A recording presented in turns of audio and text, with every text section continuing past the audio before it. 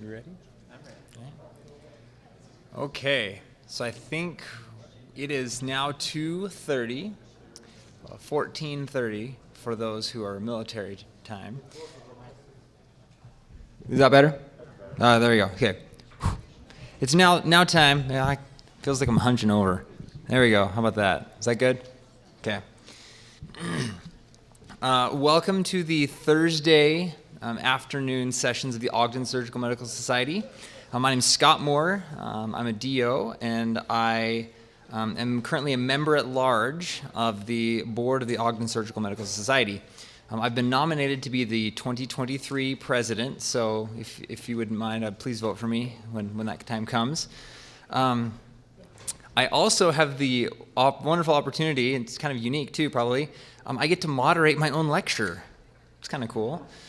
So if you hear me talking to myself, please keep that in mind when you're forming your differential diagnosis. Okay.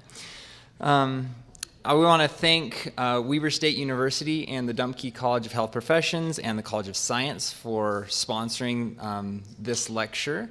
From both myself and for Dr. Romaniello. He is a history professor, and we co-teach a class, and this is kind of where this lecture spun off of. We co-teach a class called Diagnosing Disease Perspectives from the Past and the Present. And it's a really fun class because it's a class that I get to teach, and yet I learn every single day in there. It's so much fun. Okay.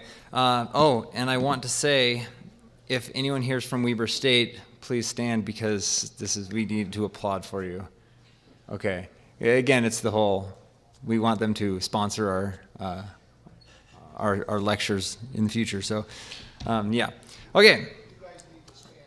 Oh yeah, we need to stand. Yes, so we're standing. Thank you. Yay.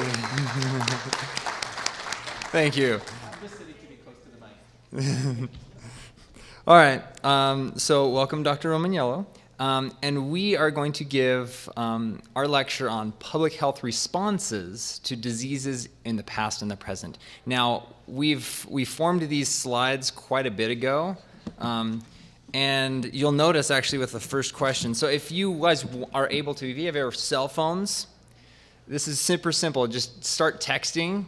So text this number 37607 and text Scott Moore 007.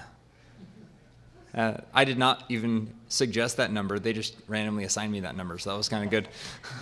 I was like, I'll take it. So that will log you into our audience response system that we have going on through Poll Everywhere. Now this is also going to be an experiment because we don't really yet know if it's going to work on the slides for you. So I have a backup plan because life's only as bad as your worst backup plan. So if this is going to work, you may just not see it. I'll tell you what it is. Okay. So once you text Scott Moore 007 to this number, then you'll get a message back saying you've joined. And then we'll get started. So we'll start with the icebreaker. What did you like best in 2021? And this is where I get to admit that I wrote this months ago. And I get to admit my mistakes because I thought we would be done with masks by now because I wrote this in like May. And it was looking good by then, but we're not. So I am fully vaccinated, and we're keeping social distancing. Yes, so I think we're okay. All right. There we go. Okay. Is this going to work?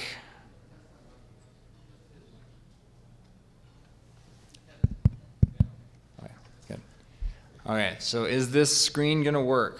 Let's see. Has anyone been successfully able to log in yet? Yes? Okay, have you entered in a letter yet? What letter? Whatever you feel like you liked best in 2021. Social distancing, the doffing of masks, a long-awaited event with family and friends, a life full of hope for the future. Yes. Oh, do you guys see it? Oh, you guys don't see it. So it's A, B, C, D, and E. Yeah. So there you go. So this is, yeah, good luck. Yeah, good luck figuring that out. for some reason, it's not showing up on there. That's weird. And so this is why backup plans are good. So on my computer, it's showing we have, it's changing rapidly now. Awesome. So if you guys are okay, I will just report to you verbally what the results are. And so I'm glad we have a backup plan. Go back one and then back forward. Oh, back one and then forward? Nope. Okay, good try. Nice try. Okay.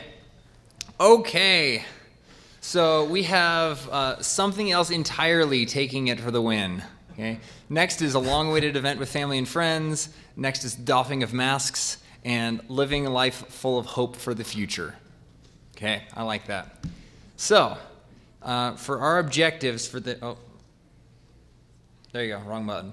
For our objectives today, we are going to be identifying past and present public health responses to all 5 of these diseases, okay? These are all diseases we cover in our class, and it's really fun to talk about them. And I do want you to recognize I'm a pathologist, and I do a lot of lifestyle medicine too, and so I'm not a public health expert, so please just keep that in mind. Yes, neither am I. I'm a historian. Which is better than what I got. All right, take it away. So we'll talk about syphilis first. Okay, yes, so you can jump. You have access to the slides as far as I understand, and so there's a lot more information on there than we can possibly get through today. So I'm going to try to jump ahead, jump one. All right. I'm just going to try to highlight what were the public health responses when it arrived. So now we know the first documented case of syphilis in European records was from 1494, which was finally taken as proof that Columbus was not responsible for introducing syphilis to Europe. In fact, it was probably more likely that Columbus and his crew introduced syphilis to the Caribbean, one of our longstanding problems. But within really just a decade after its arrival, there was reported cases really throughout most of Europe, and it continued to spread. And the one constant in syphilis's arrival as it moves globally is everyone blamed foreigners for its introduction. And so the common description for syphilis is always to blame the group that you thought was responsible. So the French call it a Spanish disease, the British call it a French disease, the Russians also called it a French disease because they were at war. The Chinese called it a Dutch disease because they were the foreigners that had just arrived in port. The Japanese knew it as a Chinese disease. So this blame of foreigners to try to distance themselves from having any responsibility was a very common response. Physicians scrambled for a solution to it. This was a humoral traditional era of medicine, and so originally they looked for a humoral type response. It was to them an American disease introduced by the Spanish, so they looked towards American pharmaceutical products possibly to cure it, one of which was cinchona and the other was sarsaparilla, suddenly became highly valuable commodities. Sarsaparilla is the second largest volume commodity exported from the Americas in the 17th century, and it's just being sold to treat syphilis throughout Europe, of all the possible things they could buy. There are public health responses because it was a genuine crisis, especially syphilis in the early days had a higher morbidity rate than it would later. And the general response that we see in Europe is the idea of that restricting the possibility of exchanging the disease was the goal. And so public bathhouses were shut down pretty much universally. In 1600 and 1500, we can see public bathhouses in basically every town and city in Europe. But within a century, they're all closed because it was thought to be too much of a temptation to let people be naked in public to spread the disease. At the same time, physicians also suggested that washing more regularly would cure the disease. They took away the bathhouse to remove temptation. Mm-hmm. They also started to restrict public water. Wells were thought to be sites of disease and infection, and so they were shut down right away because any place where people could exchange and come into contact was thought to be highly threatening. It's not an effective response, unsurprisingly. In fact, they're sort of dealing with a change in medical knowledge. It's at the beginning of some important breakthroughs in terms of anatomy, in terms of chemical medicine, expanding pharmaceutical products that changed opinions. But ultimately, the agreement in public was that hygiene was the most important step in a continent that decided that it was too dangerous to allow anyone to wash themselves. And so it leaves them in this bind. It was easier just to blame foreigners than to actually find a solution. All right. Trying to be quick. Oh, no, that was very good. I think we are, man. You're one slide ahead. there's a lot to come. There's a lot to come, yeah. So when we're talking about syphilis, kind of our contemporary response, I want to kind of go to the historical contemporary response to highlight this. We're going to go through an experience that San Francisco had, and what they ended up doing is they focused on 5 areas. One was enhancing surveillance. They expanded their clinical services and their testing services. They also were able to mobilize their providers a little bit better among the community. They also gave a little bit more sexual health education to both the providers and the community members. So they kind of, just like we heard from R.J. Bennell earlier today, that there was a lot of more education going on. Then they also were able to identify risk factors and what led to that removal of those risk factors through investigations, public health advocacy, and treatment. One of the biggest, most important things that they did was they formed collaborations between a lot of these community organizations and local businesses. Because, if they're recommending that you use condoms, it's really handy if you have a business that sells condoms, or they can hand them out, rather than just the government continuing to buy them from some source. But they realized this required a comprehensive, innovative, and flexible disease control strategy. Okay, now this next one is a meta-analysis of 3,509 articles, there you go, split to control the efforts into 3 main categories. And each one of these categories has subcategories to it, so we're going to break it down later. The first one is case finding, education, and treatment, and that's how you take care of syphilis, apparently, prevent it. So under case finding, we have screening, which takes an important role. Also tracing and tracking of those sex partners, but also tracing and tracking of the contacts of those sex partners. Okay. Now, education, this is where clinicians are actually impacted. So this is where you guys will actually have something to do with it. Is testing patients and examining lesions. We can examine lesions. That was USMLE step 1, right? We've done that for a long time. But finding the people at risk is kind of one of the issues. So we find them at risk and then actually check them for those rashes. We also educate the general public to support disease control measures. Now, individuals that we recommend for treatment, which I kind of find actually funny, because what's syphilis known as a pathologist? It's the great imitator. So persons who seek care for symptoms, couldn't that be like any disease? It's just my thought. Infections that are identified by screening tests, so that would be me. So if I get a positive screening test, we are going to recommend that patient for treatment. Sex partners of anyone who has had a positive test result, that they would get treated. But also, sometimes you treat all people in a high-risk area. Okay. Now, this is the first, this is not an audience response system because my program wouldn't work with it. So we're going to have old-fashioned audience response. Okay.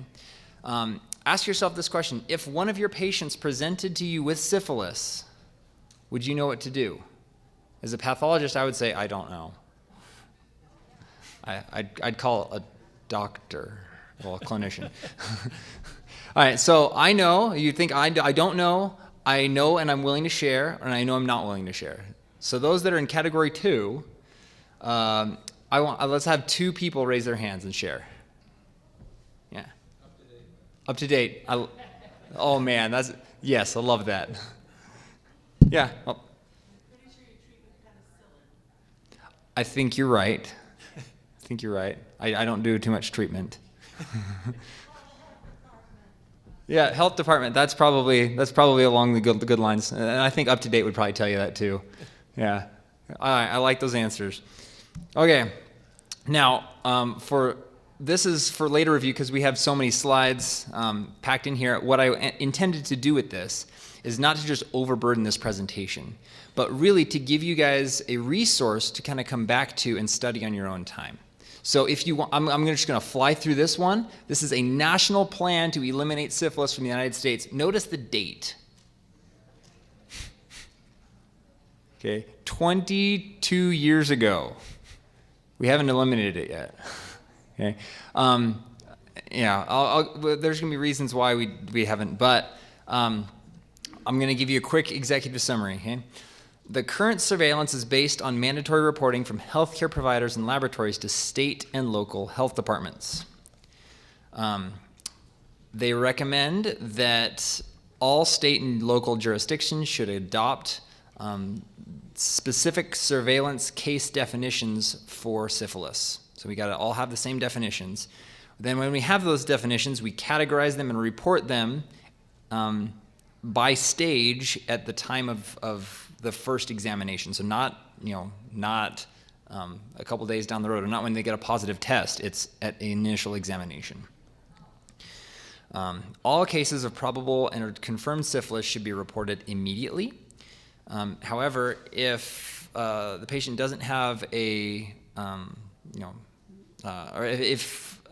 the absence of symptom of serology, there you go, then the case should be classified as either early latent, late latent, or latent of unknown duration. It's the wastebasket.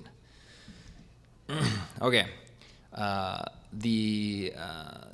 then all of these should be reported within 1 working day of getting a positive test result.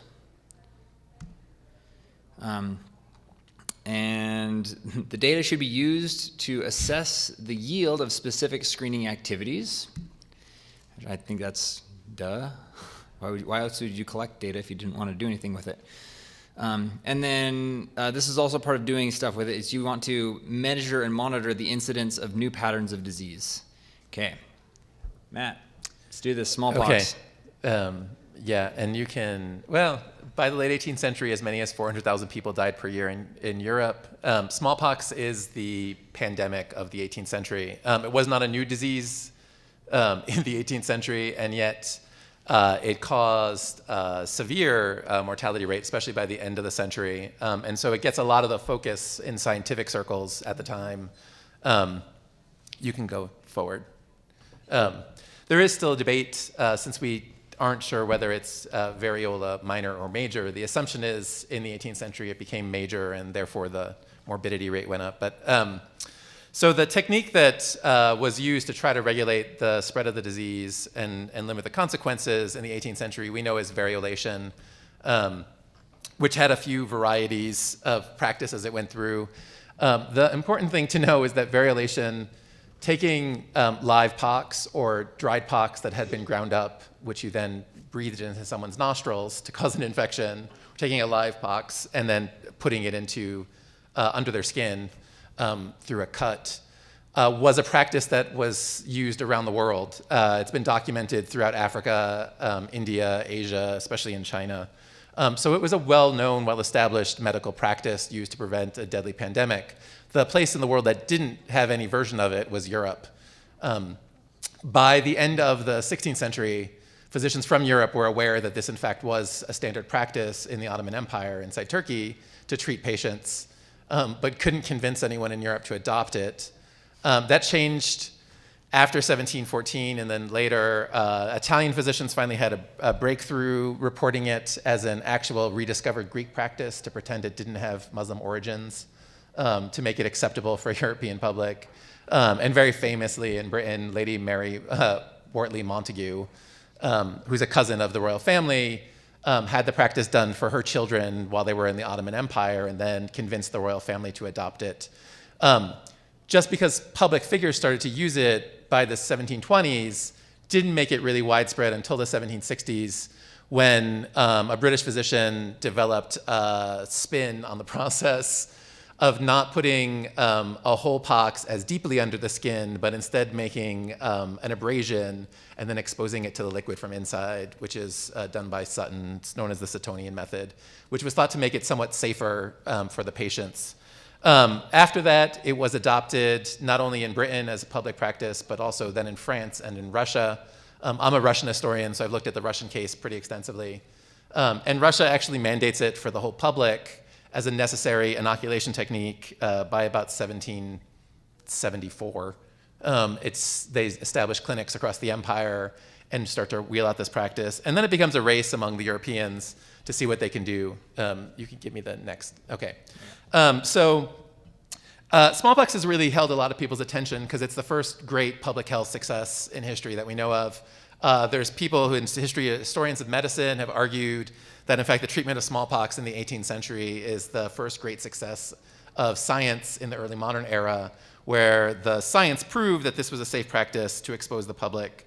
And then as vaccination came along at the end of the 18th century and finally it gets standardized in the beginning of the 19th century, it was even more safer and more reliable. And it actually has been argued this is what leads to the major population increase worldwide in the 19th century. This not eliminating in the 19th century, but at least minimizing the damage from smallpox. The thing that really fascinates me about the public health arguments and the way it's been perceived is there certainly has been people who've written about vaccine hesitancy in the 18th and 19th century because there was resistance to this procedure. But what hasn't been discussed and still appalls me is the fact that the practice of variolation required live smallpox to be maintained, and you did that by keeping the infection alive.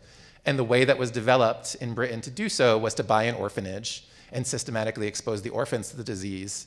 To move the live pox across Europe, they use orphan chains, taking children, moving them from orphanage to orphanage, and exposing them in pairs in case one died to keep it alive.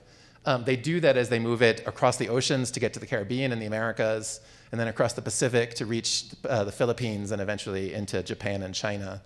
And it's a disease I struggle with teaching because I know the positives and I know the benefits that have come out of it, and yet I'm still concerned that we haven't done a better job talking about the mechanism by which this practice was brought out. And I really wanted to have a happier note in a talk on public health in the past, but smallpox is both the greatest success and one of the really most horrible tragedies of the way that it's been implemented in public.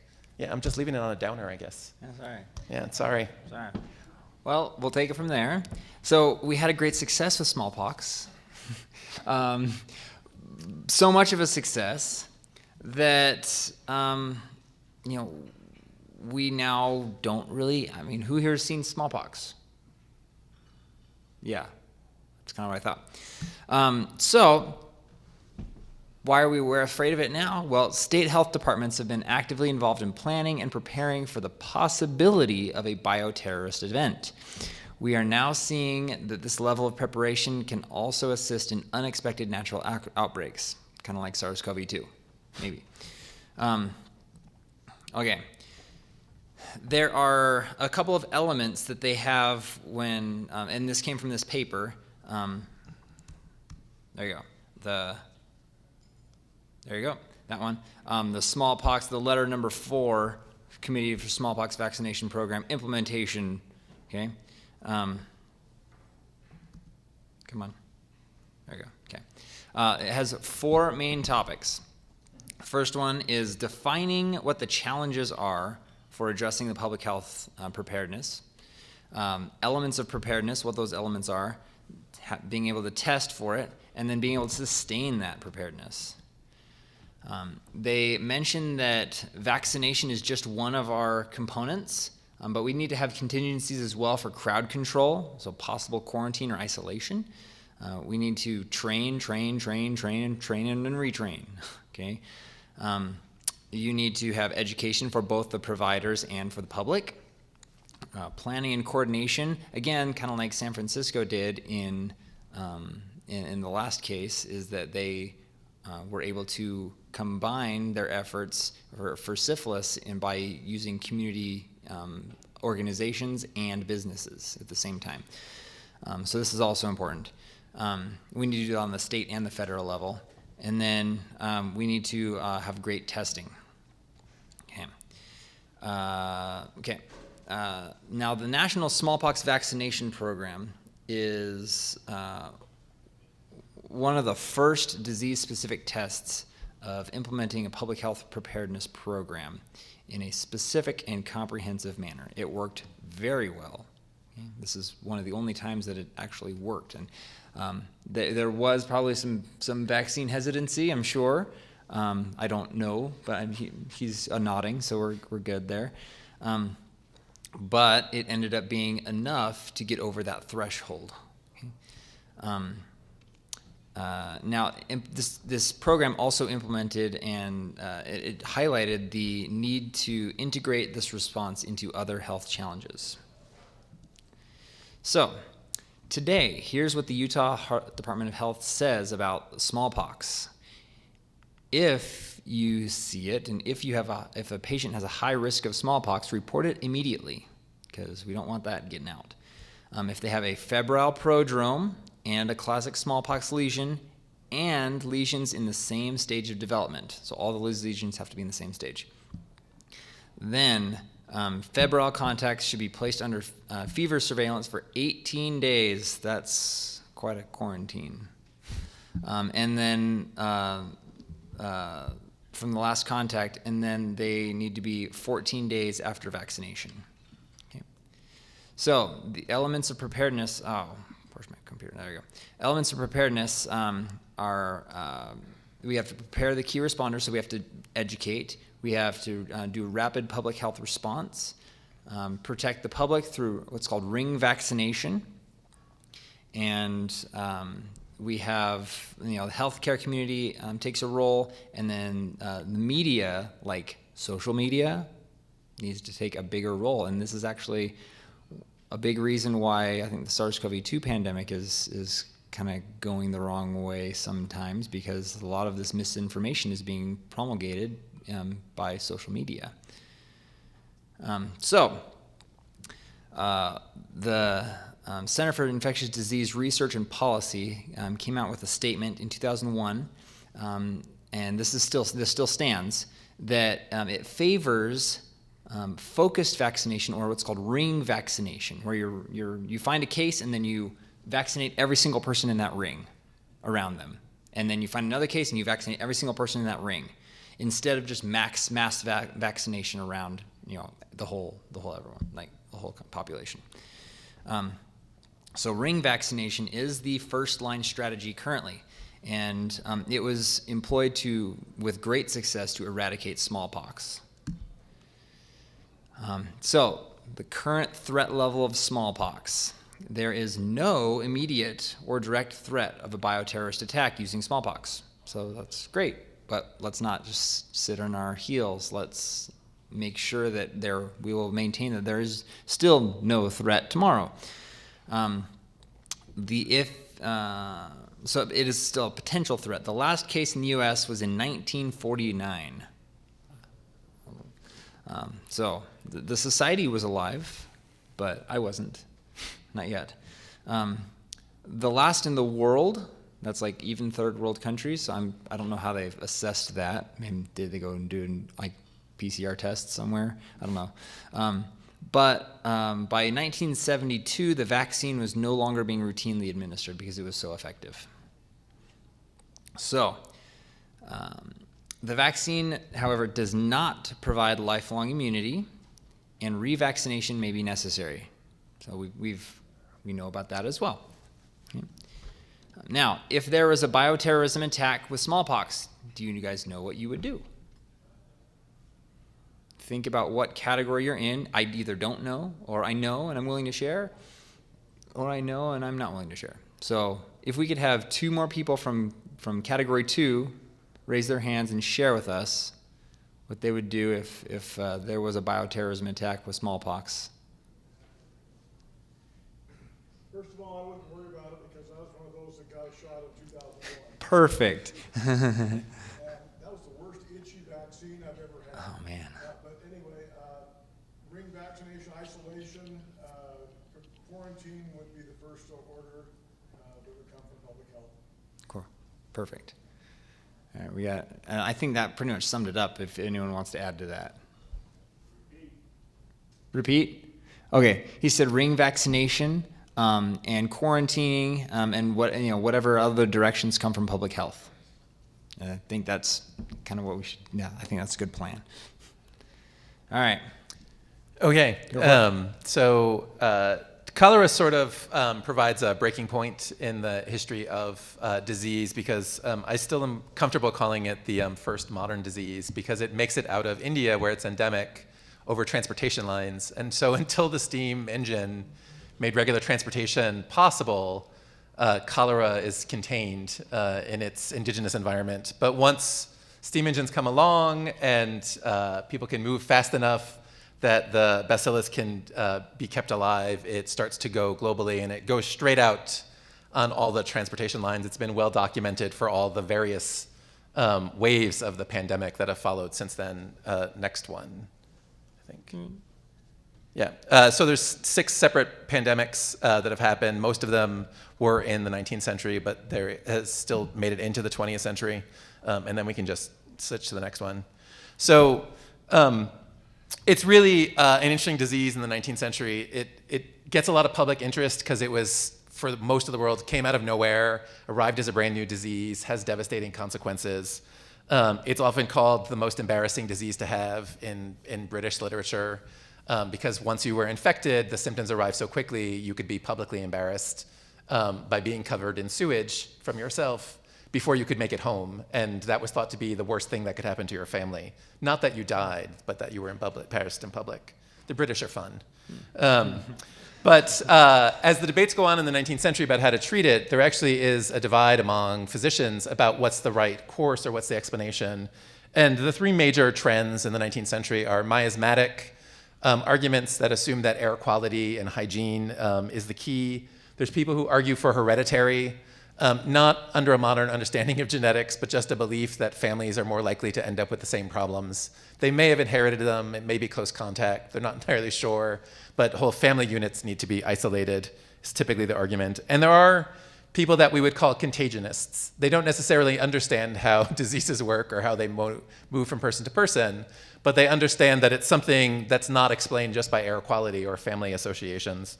Contagionists get their start with the success dealing with smallpox. Developing a treatment plan that actually prevented illness starts that formal argument.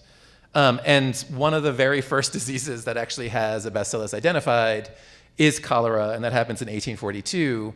But just because the bacillus that caused the infection was identified and the disease could be replicated as it was exposed to other people, didn't mean it was convincing, because the advocates that recognized the cause wanted public sanitation and fresh water, which no society was really capable of providing because it's incredibly expensive. It's why our own water system's, 40 years out of date. It's because it's an incredibly expensive undertaking. And so from the first time it's identified in public and it's presented as evidence and accepted, it's still about 30 years before the first sewer system is built. And then that's only in the wealthiest cities around the world, primarily just in the US and Britain in first instance. It takes decades to move forward along those lines, despite the benefits for public health. Knowing that the right solution, based on the science, was expensive, people opted for the cheap solution, which was mass quarantine. And quarantine had the appeal that whether you believed in miasma, that it was air quality, that it was in family units, or if it was contagious, it was a one fix that everyone could agree on would work. What doesn't get discussed in this type of quarantine, it's usually under military force, to the point that even in the 1920s, the US Army shot on people trying to leave the docks in Manila to control the epidemic because they maintained quarantine through force. I have had the problem where students hear quarantine and they assume we're talking about social distancing, and that's not what 19th century quarantine is.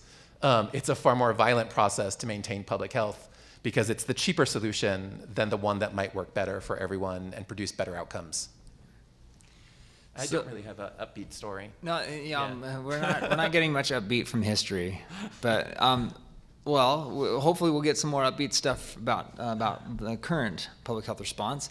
So the World Health Organization actually has a reply to this in 2019, and to kind of lead into this, why do we get cholera? It's because of situations like this. I mean, this is the water that I assume they're going to drink out of as well, or at least they might get some water in their mouth somehow. And you see that wonderful little bison there, or water buffalo or something. I don't know. I'm not a zoologist or anything. Yeah, I mean they're washing in the river, and there's got lots of animals there. It's not exactly the most hygienic looking water I want to be drinking. So we're going to talk about what we can do to identify it. We have surveillance at a global level. We detect it. We can detect the bacillus by PCR, pretty simply. But the cheapest and easiest way to do that is, I mean, if you have explosive diarrhea, it's kind of easy to see and detect clinically, I would think. Yeah, it's kind of easy. But this does, definitely depend if we use PCR or not. I mean, it doesn't really matter because it's usually, if you can fix it by like oral rehydration. Generally, if the patient's not too dehydrated.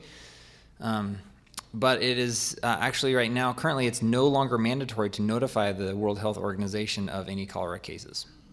So that's interesting. But what we do currently for prevention and control is the WASH treatment, water, sanitation, and hygiene kits. We'll have like an electrolyte solution that we basically just give, and some of these patients will drink like 6 liters or so a day. I kind of find that, they say 6 liters, like up to 6 liters, and I'm like, I can probably drink that much after like a long run, but yeah, I thought this internet's not doing, okay.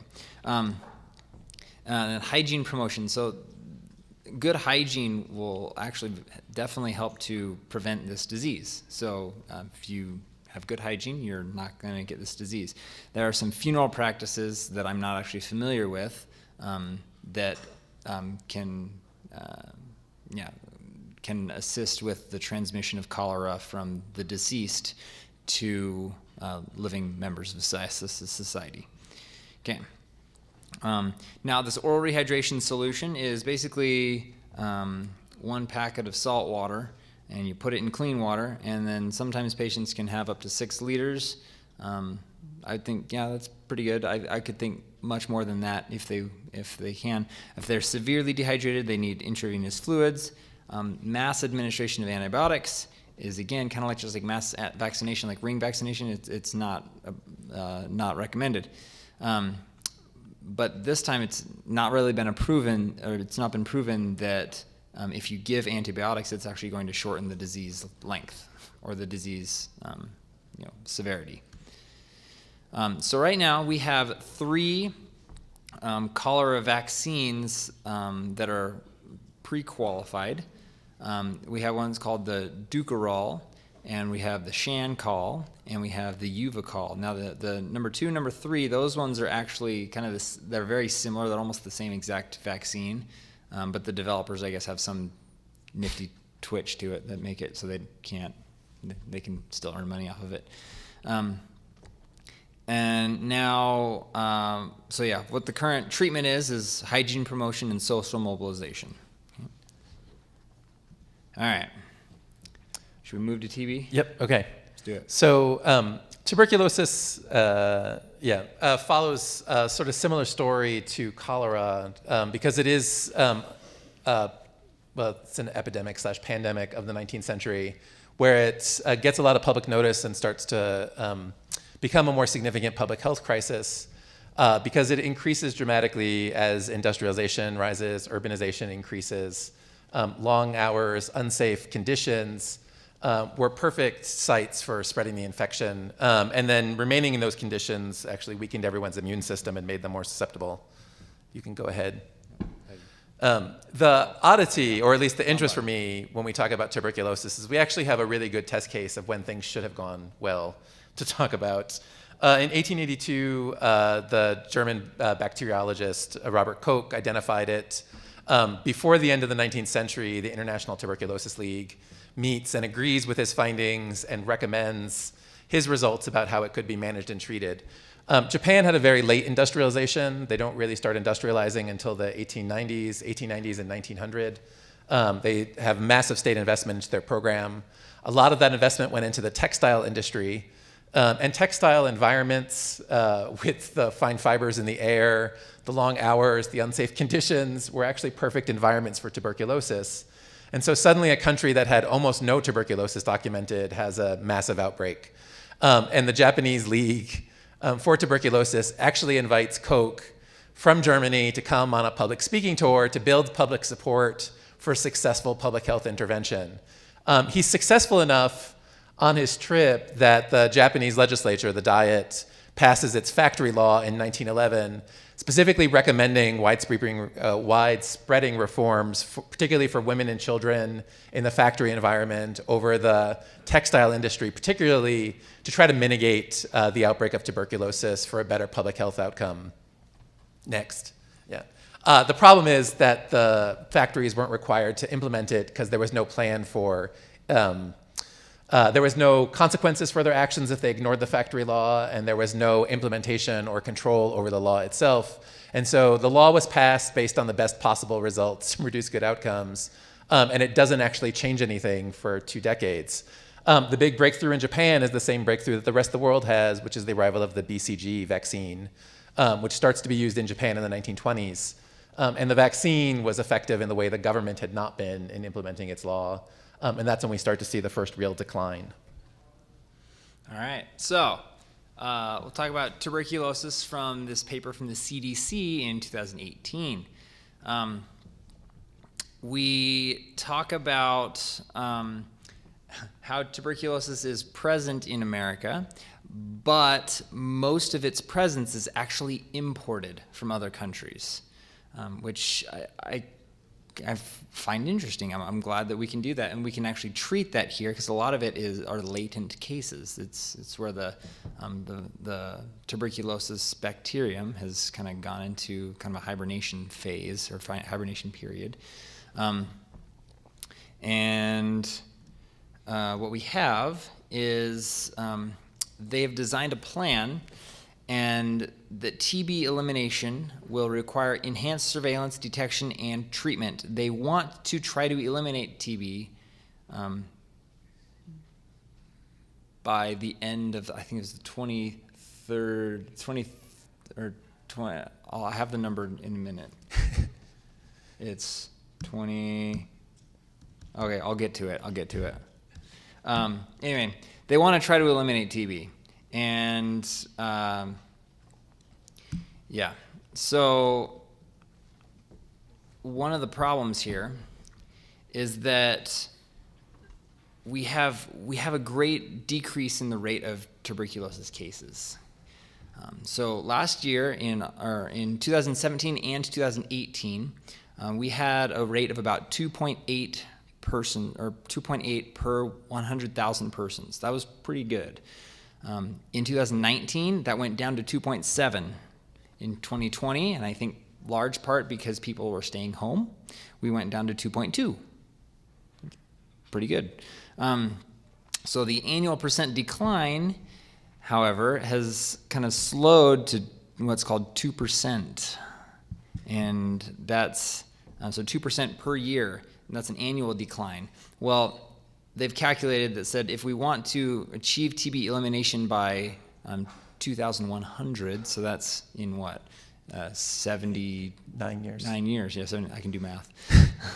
79 years, then we're going to need a sustained annual decline by 3.9%. So it doesn't look like we're going to make it by that goal, but we're still going to try. There you go. Okay. One thing we have to talk about when we talk about TB, especially modern TB, is multi-drug resistant TB.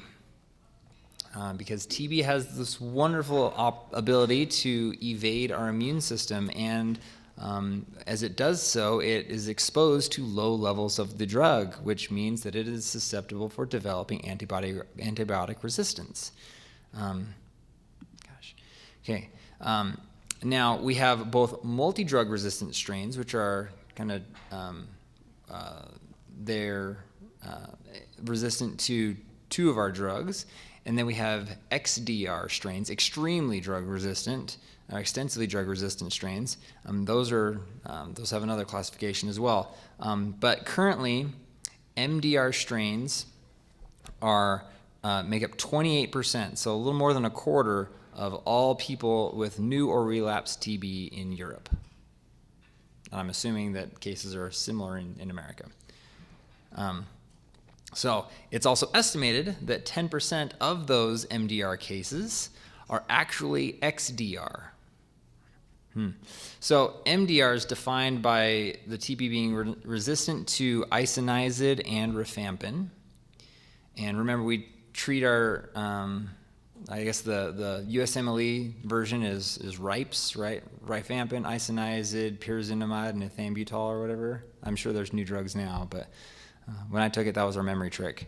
And XDR is defined as having those resistances to MDR, but also a resistance to any fluoroquinolone, which is kind of a bad deal because that's what we like to use as a backup, and then at least one of the 3 second-line injectable drugs. Okay. Now, I want to see, this is what we're going to have a little audience response here. So I want you to text your answer to this, text your answer to this question. Now it's not working on my computer. Great. Oh, I know why. Kicked me out of the internet. Of course, why does it do that? Okay, so I'm going to guess that's A, B, C, D, E. Yes, that's A, B, C, D, E. While I figure out how to get back onto the internet, you guys answer, and then I'll tell you what the results are.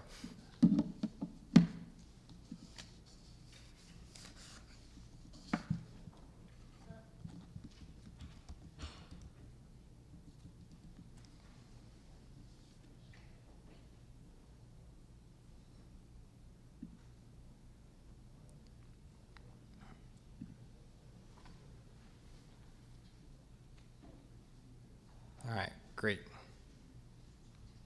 Yes, we got some answers. Okay. Whew. It's working. I don't know why it kicked me out of the internet.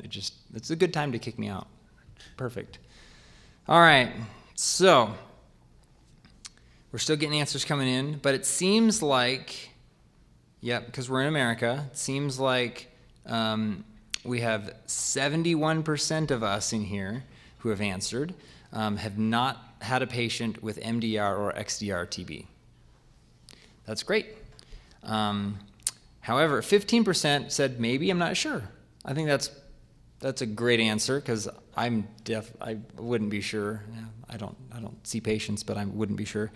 And then I like the last one. It says no, but I've consulted ID for TB workups in the past, and that's probably what I would do, is consult someone else.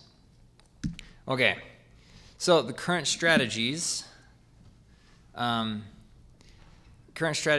to control both active TB and latent TB. And they want to find out who's most at risk for latent TB. And those are definitely people that are born in high-risk countries. And then people who are in high-risk congregate settings, so big congregations, okay? Now, we were talking about the BCG vaccine. So how far away are we from an approved vaccine from TB? Because, I mean, it was like 100 years ago, and we're still using the vaccine. Do we do anything in medicine that's 100 years old? I mean, maybe the stethoscope. It's close. But now we could put that on our cell phones and use it that way. All right, so now there's been a lot of research in the last 20 years, but despite that, the BCG vaccine is still used today, even though it was developed 100 years ago, and it has very limited efficacy. We just haven't found anything that works better yet. There are currently 17 vaccine candidates in clinical trials, and there are a couple more in preclinical trials. So it may be on the horizon, but not yet. Okay. So future goals, they want to decrease the TB deaths by 95% and the TB incidence by 95% by 2035. I think that's possible we could do that. Okay. Oh, there you go. It's we're 50 minutes in. Do you think we should 15? Pretend influenza doesn't? Oh, yeah. Should we just pretend influenza doesn't exist and you guys can study it, or do you want to ask questions? Or do you want to hear? The trick historically with influenza was that until the end of the 19th century, physicians mostly called it fevers. And if you try to look into the history of fevers as a source, good luck to you. It's not the best thing to try to track down. And it turns out we actually end up knowing a lot less about influenza than you might think historically. But yeah. That's a good point. So what people probably want to see, let me see where I can do it. So we talk about wearable mobile health devices. I'm trying to find this. So we can use these mobile health devices to measure heart rate. You can measure steps in the day. You can measure sleeping time. And those things are all very insensitive markers, but kind of put together, it sort of suggests that a patient might not be feeling well. So it is associated with it. Now, vaccine coverage from influenza is definitely suboptimal, especially nowadays. But vaccines are the best we have for protection against influenza. The vaccine effectiveness each year ranges from about 10 to 70%, depending on the season. A good season's 70%. Bad season is 10%. I've had both of those. Okay. What's our greatest defense against influenza? We don't have to answer that because we don't have time. But a universal vaccine is necessary to eradicate influenza from the planet. Makes sense. So even if we don't get a universal vaccine that's like 100% effective, even one that's given every 5 to 10 years would be a significant improvement for public health. So there was this paper in 2018 in Science written by Cohen. He mentions that it's an alchemist's dream is the universal flu vaccine. What's interesting is in his paper, he mentions the common antigens that we go against, but he doesn't mention the nucleoprotein or the matrix antigen, which are not, they don't kill the virus or anything. They don't stop the virus from spreading, but they allow sort of a mild infection. But that's kind of the same thing that we have with our current vaccine, with SARS-CoV-2 vaccine. It doesn't allow a low response, but what it does is it lessens the chance that you end up in the hospital on a ventilator. That's exactly what you want. So this is what the influenza vaccine would do too. These universal vaccines need to be part of the discussion, even though some people are just saying, "Oh, it's an alchemist's dream." So these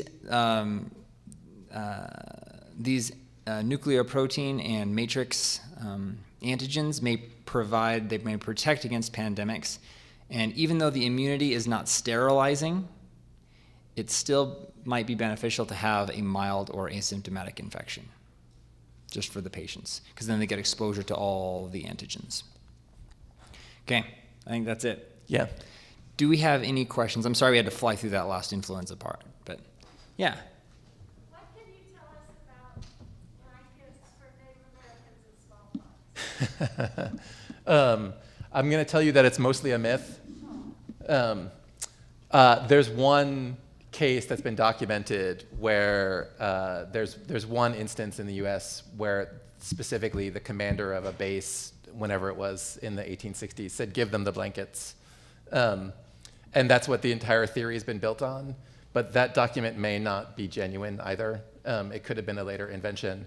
The problem for me always with the idea that plague blankets were a thing is that it requires them understanding how infections work, and they don't know that part. So it requires knowledge they wouldn't have had. And so if there are documented instances where they're giving them blankets or providing them some trade good that could have carried infection, I think we need to look for reasons other than just necessarily spreading infection to be the case behind it. So I think that needs a healthy dose of skepticism. Good question. It's an excellent question. Good question. Yeah. One I had as well. I thought it was unintentional. It's also, again, possibly, but it's all built on, as far as I've seen the evidence, it's primarily built on this one case where it happens. There are better cases where diseases were used intentionally, especially in the US. So By the time you get to the 1870s, there's instances of locking people on board, locking people in a train cabin, locking people on a riverboat, knowing that that's going to cause infection among a group of population. So there's other ways to see that strategy. But again, part of it is, how much intentionality is there behind it. Certainly the contact itself is what's leading to the problem. And so there's always a massive outbreak that follows new contacts globally, and those have been really well documented, which there's multiple instances of. But we always hear about the blankets. Yeah.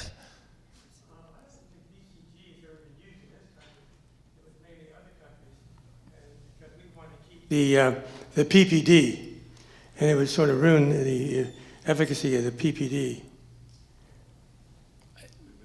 That's entirely logical. I know tuberculosis in Japan, where they did use it.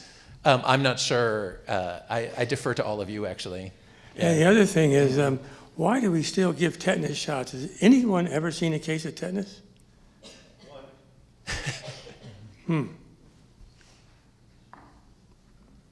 Seen one? 2, 3. See, it's working. It's working. It's working. All right. If we don't have any more questions, then